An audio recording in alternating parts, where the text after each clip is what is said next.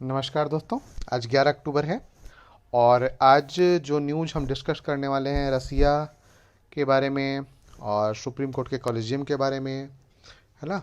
और उसके बाद है माल नॉरिस्ट, मध्य प्रदेश से एक रिपोर्ट है। वहाँ पे अभी भी मतलब कई दिक्कतें हैं उसमें, अभी भी माल न्यूट्रिशन या जो कुपोषण का है वो मामला है। और उसके बाद किस तरीके से रसिया ने अंतर्राष्ट्रीय नियमों का उल्लंघन किया, इसके बारे में। सी जिनपिंग जो हैं राष्ट्रपति हैं चाइना के, और उनकी पार्टी मीटिंग्स या जो कम्युनिस्ट पार्टी ऑफ चाइना है उनका कैसे क्या रोल है, इस तरीके की बातें करेंगे। उसके बाद है throttled at the grass root, how to strengthen decentralized government. हम लोग जानते हैं कि केंद्रीकृत से अच्छा है कि विकेंद्रीकृत गवर्नेंस हो तो वो ज़्यादा बेहतर है। और साथ ही साथ फेडेक्स चेयरमैन बेन बेनार्के जो रहे हैं उनको नोबेल प्राइज़ दिया गया इकोनॉमिक्स में। उसके बाद टीसीएस जो है क्वार्टर 2 नेट क्लेम्स 8.4% तक पहुंच गया है। और स्पेस इकोनॉमी में टच $13 बिलियन बाय 2025। तो दोस्तों ये हम आज का विश्लेषण करने वाले हैं। और यदि आप नए आए हैं इस चैनल पे तो प्लीज़ लाइक शेयर सब्सक्राइब जरूर कर लें और बेल आइकन दबा लें, ताकि आपको डेली एक क्या और क्यों पढ़ें इसका। हम आपको यहाँ पढ़ाते नहीं हैं, ये ध्यान रखना है, हम आपको यहाँ पूरा नहीं पढ़ाते हैं। क्यों नहीं पढ़ाते हैं, इसके पीछे कारण है। देखिए दोस्तों, मैं पढ़ा तो दूंगा, पूरे के पूरा का पूरा एक्सप्लेन करके पढ़ा दूंगा, लेकिन बात है कि इससे आपकी प्रतिभा नहीं निखरेगी। आप पढ़िए इसे और समझिए, चीज़ों को समझना शुरू कर देंगे। विश्वास कीजिए, आप किसी भी टीचर से, कोई भी जो यूट्यूब पे द हिंदू पढ़ा रहा है या रटा रहा है आपको, उससे आप बहुत आगे होंगे। कुछ नहीं समझ में आता है तो आप मुझे मैसेज कर सकते हैं, मेरा नंबर दिया हुआ है। फॉलो कर सकते हैं टेलीग्राम पे, फेसबुक पे, कहीं पे भी, और जो पूछना हो वो पूछ सकते हैं। लेकिन कोशिश कीजिए कि आप खुद से पढ़ें। खुद से पढ़ेंगे, मैं सहायता करने के लिए तैयार हूँ, गाइडलाइन देने के लिए तैयार हूँ, पर आपको खुद से पढ़ना है। तो शुरू करते हैं। सबसे पहली न्यूज जो है, SC collegium resolve not to deliberate on appointments, है ना। अभी जो यू ललित हैं वो रिटायर्ड होने वाले हैं और उनके द्वारा एक ये कहा गया कि आप सलाह दें कि किससे हम अ, अगला जो मुख्य न्यायाधीश है वो चुने। तो उन्होंने डीवाई चंद्रचूड़ का नाम आगे किया है। खैर, इस पे देखते हैं। तो आपको पढ़ना क्या है, यहाँ पे कॉलेजियम सिस्टम पढ़ना है। आपको कॉलेजियम सिस्टम एक बार जाके देखना है कि कॉलेजियम सिस्टम क्या होता है, कैसे वर्क करता है, इसमें कौन कौन से शामिल होते हैं, कौन कौन सदस्य होते हैं, है ना, कौन कौन लोग शामिल होते हैं। इसे आप देख के एक छोटा सा नोट बना लीजिए। Russia launches fresh attack with missile raid. Russia का एक रसिया ने 2014 में क्रीमिया को कब्जा में ले लिया था, और क्रीमिया को रसिया से जोड़ने वाला एक पुल बनाया गया था, और उस पुल पे कथित तौर पे यूक्रेन ने हमला करके उसे उड़ा दिया है। और उसके बाद रसिया ने बहुत ज़्यादा अटैक किए हैं राजधानी कीव पर, और भी कई जो मतलब क्या बोलते हैं शहर हैं, जैसे कीव, डेनिप्रो, जपोरोजिया एंड लेवी पर, है ना, हमले किए हैं बहुत ज़्यादा। इसी के बारे में बात की गई है। अब अगली जो न्यूज है वो भी न्यूज के एडिटोरियल है, वो भी रसिया जुड़ी हुई है। रसिया से जुड़ी हुई इस तरीके से है कि Russia continue defence of international law, है ना, अंतर्राष्ट्रीय जो कानून है उनका उल्लंघन करता जा रहा है। जैसे despite widespread global condemnation including a resolution in March 2022 adopted by 141 countries in the United Nations General Assembly, demanding that Russia immediately and unconditionally withdraw from Ukraine, है ना। तो ये कहाँ पे डिमांड किया गया, 141 कंट्री के द्वारा, है ना। और आप बिना शर्त और बिना मतलब तात्कालिक रूप से वहाँ से निकल जाएं, ठीक है। अब इसी पे बात किया गया है। Moscow brazenly continue with its illegal military offensive against Kyiv, the resolution of UNG is not binding, है ना। ये बाइंडिंग नहीं था, वैसा कुछ नहीं था। अब यहाँ पे कहा गया कि क्या क्या क्राइम किया है, अंतर्राष्ट्रीय स्तर पे क्या क्या काम किया है। तो यूक्रेन जो है सिर्फ युद्ध ही नहीं लड़ रहा है, रसिया के खिलाफ अंतर्राष्ट्रीय संस्थाओं में भी जा रहा है। उन संस्थाओं में 3 संस्थाएं प्रमुख है। एक है इंटरनेशनल कोर्ट ऑफ जस्टिस, जिसे आईसीजे के नाम से भी जानते हैं। दूसरा है इंटरनेशनल क्रिमिनल कोर्ट और तीसरा है European court of human rights. ये तीनों आप नोट डाउन कर लें और तीनों के क्या पावर हैं, क्या क्षेत्राधिकार हैं, इनके बारे में आप लिख लें। ICJ, international criminal court and European court of human rights, ये तीनों आपको लिखना है ना। उसके बाद एक इंपॉर्टेंट न्यूज है कि रसिया ने अभी क्या किया था कि 4 क्षेत्र को, यूक्रेन के 4 क्षेत्रों को अपने में मिलाने की घोषणा की थी जनमत संग्रह के माध्यम से। डोनेस्क, लुहांस्क, जपोरोजिया और खरसन, है ना। ये 4 region that are the integral part of Ukraine. Russia claims that these regions have had referendum and decided to join Russia. Russia कहता है कि यह जो क्षेत्र हैं इन्होंने यहाँ पे जनमत संग्रह कराया और यह रसिया में मिलने को राजी हैं। इसी प्रकार से यहाँ पे बात की गई है यूएन चार्टर की। Just before invading Ukraine the referred to article 51 of the UN charter which provides for self defence against the arm attack, है ना। तो रसिया ने हमला करने के पहले ये कहा था कि जो यूएन चार्टर है उसका आर्टिकल 51 कहता है कि यदि हम सेल्फ डिफेंस में आक्रमण कर सकते हैं, और इसी के लिए हमने आक्रमण किया है सेल्फ डिफेंस में। दरअसल रसिया ने नेटो का बहाना लेके यूक्रेन पे हमला किया कि हमारे कोई भी पड़ोसी देश यदि वो नेटो में शामिल होना चाहते हैं तो वो हमारे लिए खतरा है।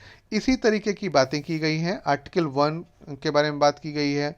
Article 1 of the international convention of civil and political rights and the international convent of economic, social and cultural right provides that a group of people can freely determine their political status, but this right has to be read with Article 2 of the UN Charter, which lists principle of non-intervention as one of the 7 core principles of UN। अब यहाँ पे 7 core principles क्या हैं, इसे आप देख लीजिए, है ना, और इसको आप पढ़िए। रूल ऑन ऑक्यूपेशन, क्या रूल है ऑक्यूपेशन का अंतर्राष्ट्रीय स्तर पे, अंतर्राष्ट्रीय विधि में, उसी के बारे में बात की गई। Russia control over the 4 Ukrainian region before the so called referendum, मतलब वही कथित जनमत संग्रह के बारे में। Is known as belligerent occupation, मतलब जबरदस्ती का वो है। Rules on belligerent occupation are explained under the Hague Convention. Hague Convention अब कब हुआ था, क्यों हुआ था, इसके बारे में आपको जानना है। 1899 the first treaty that let down the law of war, मतलब हेग कन्वेंशन पहला यह था कि जो नियम, युद्ध के नियम हैं उनके बारे में बात की गई थी। Article 43 of convention state that if the authority of the legitimate power of territory, है ना। तो इस तरीके से आपको ये देखना है कि किस तरीके से कोई भी क्षेत्र कब्जाया जा सकता है, और इसी के बारे में पूरा का पूरा मामला किया गया है। फिर न्यूक्लियर ब्लफ की बात की गई है कि रसिया ने कहा है कि यदि हमारे पास ज़्यादा तंग किया गया तो हम परमाणु हमला भी कर सकते हैं, है ना। इसके बाद अगला जो न्यूज है, स्टिल नो रिलीफ फॉर मालनॉरिस्ट, कुपोषण के बारे में अभी भी कोई रिलीफ नहीं मिला है, उसी के बारे में बात की गई है।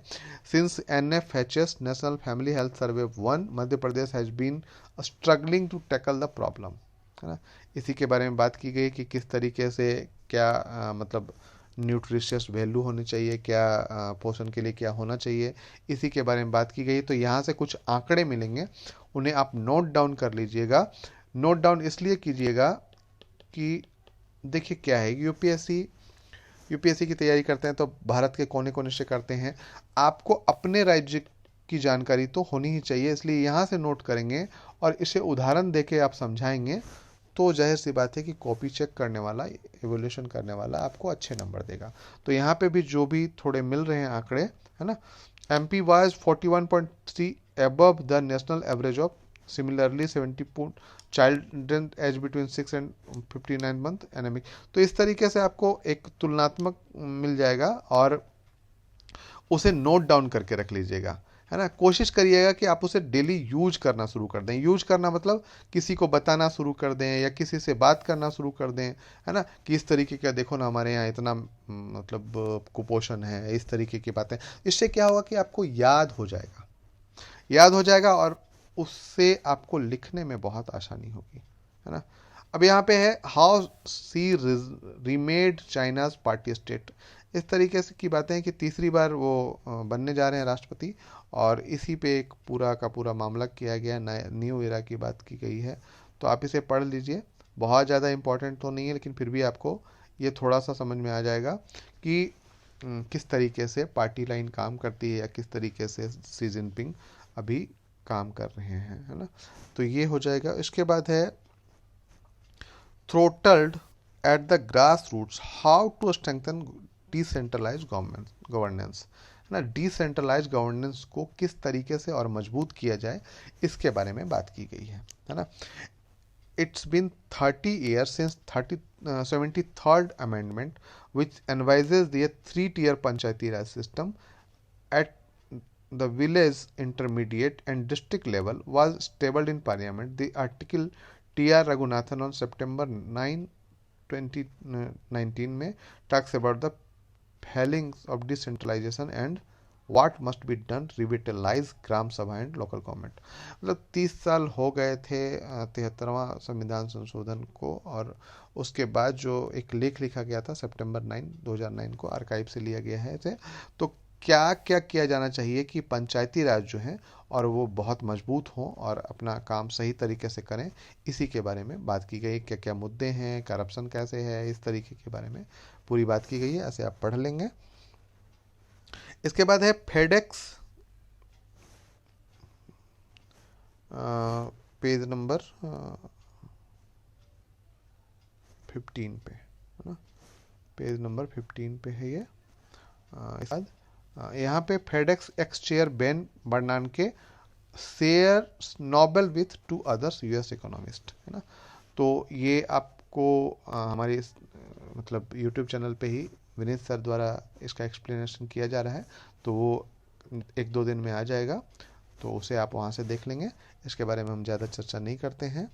इसके बाद है TCS Q2 net claims 8.4%, Tata consultancy service ये काफ़ी ऊपर उठी है, तो ये अच्छी बात है। और स्ट्रॉन्ग डिमांड की बात की गई है। तो हम लोगों ने कल पढ़ा था कि सेवा क्षेत्र गिर रहा है, बट अब जैसे डिमांड बढ़ेगी तो सीधी सी बात है कि हम ऊपर उठेंगे। इसके बाद है स्पेस इकोनॉमी में टच $13 बिलियन बाई 2025, है ना।